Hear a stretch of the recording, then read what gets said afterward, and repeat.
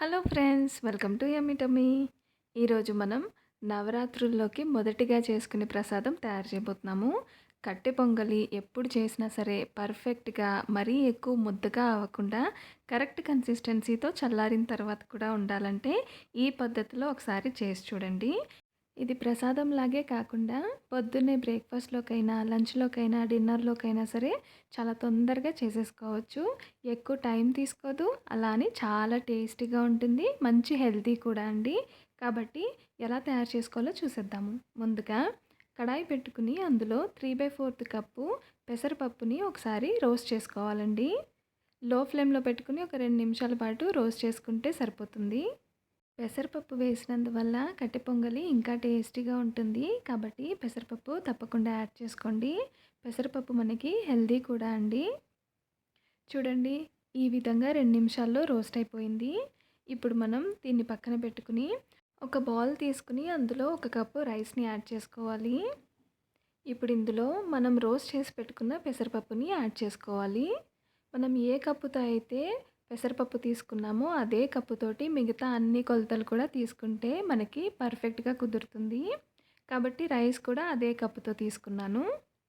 ఇప్పుడు ఇందులోకి water add చేసుకుని ఒక అరగంట సేపు దీన్ని నానబెట్టుకోవాలండి. ఇలా నానబెట్టుకోవడం వల్ల మనకి తొందరగా ఉడికిపోతుంది కూడా. ఇప్పుడు ఒక కడాయి తీసుకుని అందులో 7 కప్స్ వాటర్ యాడ్ చేసుకోవాలి. మనం ఏ కప్పుతో అయితే కొలతలు తీసుకున్నామో అదే కప్పుతోటి 6-7 కప్పులు వాటర్ యాడ్ చేసుకోవాలి. ఇప్పుడు ఉప్పు రుచికి సరిపడినంత యాడ్ చేసుకుని అలాగే ఒక టేబుల్ స్పూను మిరియాలని యాడ్ చేసుకోవాలి. అలాగే ఇప్పుడు మనం నానబెట్టుకున్న రైస్‌ని ఇందులో యాడ్ చేసేసుకోవాలి. మనం రైస్ నానబెట్టుకున్నాం కాబట్టి మనకి ఎక్కువ టైం తీసుకోకుండా ఒక 6-7 నిమిషాల్లోపే మనకి తొందరగా ఉడికిపోతుందండి. కాబట్టి మీడియం ఫ్లేమ్‌లో పెట్టుకుని మూత పూర్తిగా కాకుండా కొంచెం గ్యాప్ ఇచ్చి ఈ విధంగా బాయిల్ చేసుకోవాలి. మనం మూత పూర్తిగా పెడితే మనకి పొంగిపోయి బయటికి వాటర్ వచ్చేస్తుంది. చూడండి, కొంచెం గ్యాప్ ఇచ్చి ఈ విధంగా కుక్ చేసుకోవాలి. ఇప్పుడు చూడండి, 6-7 నిమిషాల్లోపే పూర్తిగా రైస్ అంతా బాగా ఉడికిపోయింది. మనం నానబెట్టుకోకపోతే కనుక మనకి కుక్ అవ్వడానికి ఒక అరగంటైనా టైం తీసుకుంటుంది.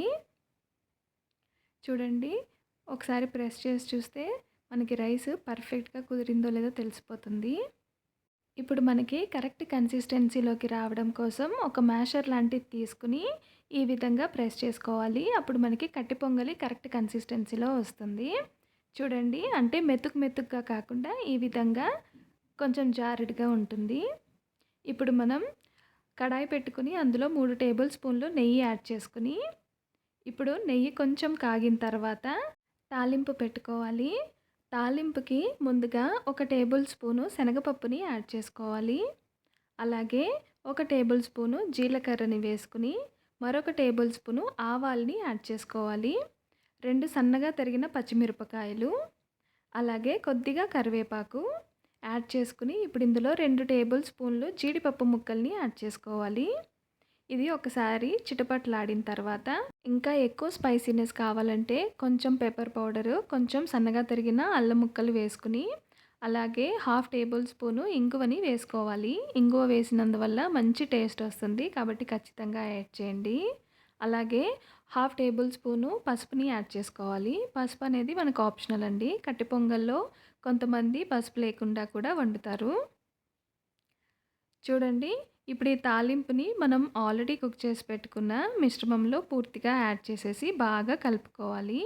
మనకి తాలింపు అనేది అందులోకి పూర్తిగా పట్టాలండి. ఈ విధంగా కలిపేసుకున్నాక ఒక నిమిషం పాటు లో ఫ్లేమ్‌లో పెట్టుకుని కుక్ చేసుకుంటే మనకి తాలింపు కూడా రైస్‌కి బాగా పట్టేస్తుంది. మనకి కన్సిస్టెన్సీ అనేది మనం ఇష్టమండి. కొంతమంది జారుడుగా ఇష్టపడతారు. కొంతమంది గట్టిగా ఉంటే ఇష్టపడతారు. మనకి ఆ కన్సిస్టెన్సీ మనకి నచ్చినట్టు కావాలంటే కావాల్సొస్తే కొద్దిగా వాటర్ యాడ్ చేసుకొని మరి కొంచెం పలుచగా కూడా చేసుకోవచ్చు. లేదంటే ఒక కప్పు వాటర్ తగ్గించి గట్టిగా అయినా చేసుకోవచ్చు. రైస్ మాత్రం పూర్తిగా ఉడకాలండి. అది చాలా ఇంపార్టెంట్. ఈ విధంగా సర్వింగ్ బౌల్‌లో తీసుకుని మనం నైవేద్యం కిందైనా సమర్పించేసుకోవచ్చు. ఎప్పుడన్నా ఏమన్నా తినాలి, ఏం తినాలో తెలీదన్నప్పుడు బ్రేక్‌ఫాస్ట్, లంచ్, డిన్నర్‌లోకైనా సరే ఇట్టే చేసేసుకోవచ్చు. చాలా టేస్టీగా ఉంటుంది. నెయ్యి కూడా యాడ్ చేసాం కాబట్టి ఇంకా టేస్టీగా ఉంటుంది.